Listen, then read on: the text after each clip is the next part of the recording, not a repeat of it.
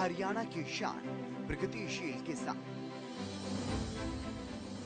हरियाणा के किसान हरियाणा की शान हैं और इन्हीं में से जो किसान प्रगतिशील बन रहे हैं वो तो और भी मान बढ़ाने का काम कर रहे हैं, क्योंकि ऐसे किसान न सिर्फ प्रदेश के अन्य किसानों के लिए बल्कि देश भर के किसानों के लिए आदर्श बनते हैं।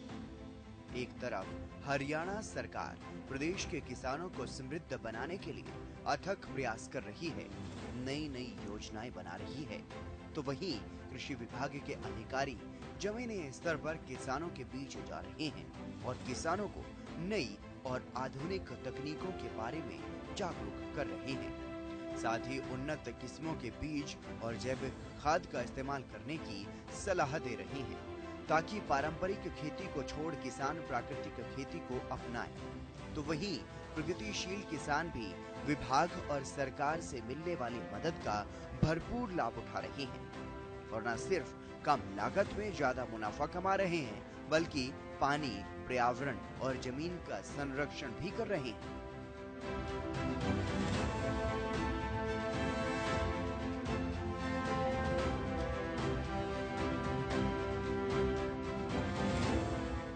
खेती बन रही मुनाफे का सौदा। एक तरफ जहां लागत ज्यादा और मुनाफा कम होने के कारण अन्य किसान खेती करने से कतराने लगे हैं, तो वहीं हरियाणा का प्रगतिशील किसान पारंपरिक खेती को अपना रहा है और कम लागत में ज्यादा मुनाफा कमा रहा है। हरियाणा का किसान मेहनती तो है ही, लेकिन जब इस मेहनत का आधुनिक तकनीक और वैज्ञानिक तरीके से इस्तेमाल किया जाए तो परिणाम और भी ज्यादा सार्थक निकलते हैं। गुरुग्राम जिले के गांव साडराना के किसान तेजेंद्र यादव इसी तरह प्रगतिशील किसान बने हैं।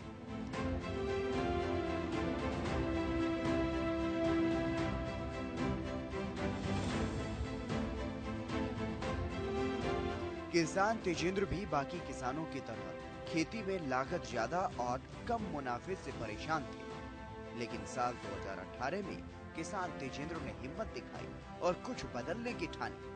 किसान तेजेंद्र ने परंपरागत खेती को छोड़कर नए तरीके अपनाए। किसान तेजेंद्र ने बागवानी में अपना हाथ आजमाया और सरकारी योजनाओं का लाभ भी उठाया। किसान तेजेंद्र का कहना है कि सरकार ने मेरी फसल मेरा पोर्टल बनाया है। इस पोर्टल पर रजिस्ट्रेशन के बाद फसल के अच्छे दाम मिलते हैं। किसान तेजेंद्र यादव ने बताया कि उन्होंने अपने खेतों में न सिर्फ बागवानी में हाथ आजमाया, बल्कि मोटे अनाज में गेहूं, सरसों, बाजरा, ढींचा जैसी फसलें भी उगाई। अपनी फसलों का उचित दाम उन्हें मिला। अपनी फसलों को उचित दाम में बेचकर जहां किसान ने अच्छा खासा मुनाफा कमाया, तो वहीं ढेंचे की खेती से उर्वरक क्षमता जमीन की बढ़ी।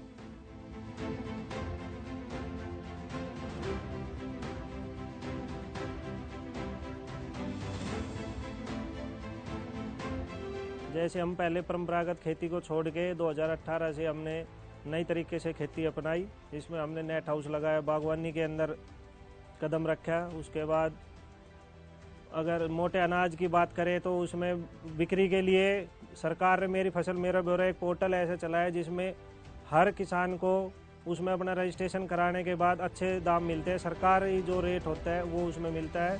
फरूख नगर के गांव झटाला के किसान दीपक भी ऐसे ही प्रगतिशील किसान हैं। प्रगतिशील किसान दीपक को इसी साल हरियाणा सरकार की तरफ से भी सम्मानित किया गया है। प्रदेश सरकार ने किसान दीपक को प्रगतिशील किसान के सम्मान से नवाजा है।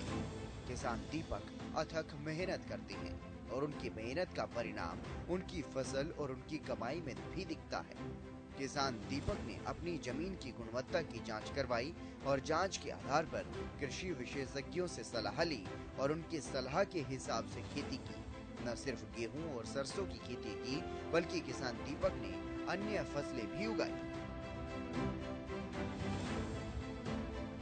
उन्होंने मेरी खेती का जैसे मेरा तरीका था वो तरीका मेरा देख के डॉक्टरों ने मुझे सेलेक्ट किया। उसमें मैं 15 किले की खेती करता हूँ और उसमें मैं ये नहीं भाई सिरसू गेहूँ और वो अलग अलग भी पैदावार करता हूँ। जैसे मैं अपने रवि के सीजन में तो मैंने गेहूं के साथ साथ सरसों लगा रखी थी और सरसों की मेरी अच्छी पैदावार हुई। प्रदेश सरकार जो पानी बचाने की मुहिम चला रही है, उसी मेरा पानी मेरी विरासत मुहिम के मकसद को किसान दीपक ने आत्मसात किया। किसान दीपक ने न सिर्फ पानी बचाने की मुहिम को आगे बढ़ाकर अपनी जिम्मेदारी निभाई, बल्कि आधुनिक तकनीक से खेती करने पर उनकी कमाई में भी इजाफा हुआ। किसान दीपक कृषि विभाग के दिशा निर्देशों का पालन करते हैं, विभाग के अधिकारियों से विचार विमर्श करके खेती करते हैं। दीपक खुद ही कंपोस्ट खाद बनाते हैं और जैविक खाद का इस्तेमाल करते हैं। किसान दीपक बाजार के रासायनिक खाद पर निर्भर नहीं है और साथ ही ढेंचा पर मिलने वाली 80% सब्सिडी का लाभ भी किसान दीपक उठा रहे हैं, जिससे जमीन की उर्वरक क्षमता भी बढ़ती है। परंपरागत खेती नहीं आई रास तो बदला ढंग।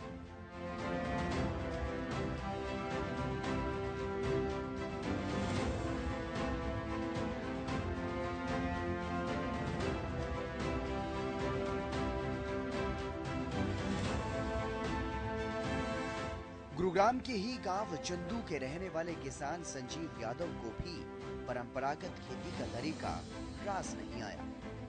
किसान संजीव ने एक बार अपनी जमीन की जांच करवाई तो उन्हें मालूम हुआ कि उनकी जमीन बंजर होती जा रही थी, जिसके बाद किसान चंदू ने खेती करने का तरीका ही बदल डाला और प्राकृतिक खेती करने लगे।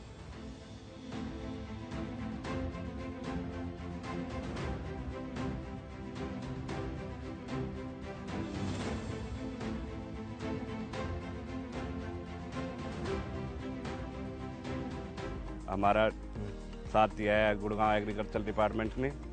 मिट्टी की जांच करने के लिए हमने डिपार्टमेंट से कही तो हमारी जांच की गई। हमारी मिट्टी थोड़ी कम उपजाऊ की तरफ जा रही थी, जो बंजर बोलते हैं उसकी तरफ जा रही थी। तो हमने ऑर्गेनिक खेती की ओर ध्यान दिया, उससे हमारी उपज भी बढ़ी और हमारा प्रॉफिट भी बढ़ा। जो पहले हम वैसा गेहूँ बोते थे वो सरकारी रेट पे ही बिकता था। मिट्टी की जांच के परिणाम ने किसान संजीव पर इतना असर डाला कि उन्होंने खेती करने का तरीका ही पूरी तरह से बदल दिया। किसान ने बताया कि पहले सरकारी दामों पर फसल बिकती थी, लेकिन अब उससे काफी महंगी फसल बिकने लगी और साथ ही उन्होंने गोबर और केंचुए की खाद का इस्तेमाल करना शुरू कर दिया। अब किसान संजीव बाजार से खाद नहीं खरीदते, बल्कि वर्मी कंपोस्ट का ही इस्तेमाल करते हैं। वर्मी कंपोस्ट हमने 2012 में शुरू किया था।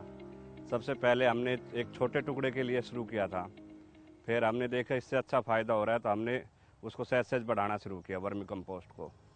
उसमें आज हमें इतना प्रॉफिट होता है कि हम अपनी सारी ज़मीनों में वर्मी कंपोस्ट ही डाल देते हैं। बाज़ार से हमने खाद लेने की ज़रूरत नहीं है, हम उसी को ही अपना यूज करके पूरा परफेक्ट गेहूँ कर रहे हैं आज के टाइम में।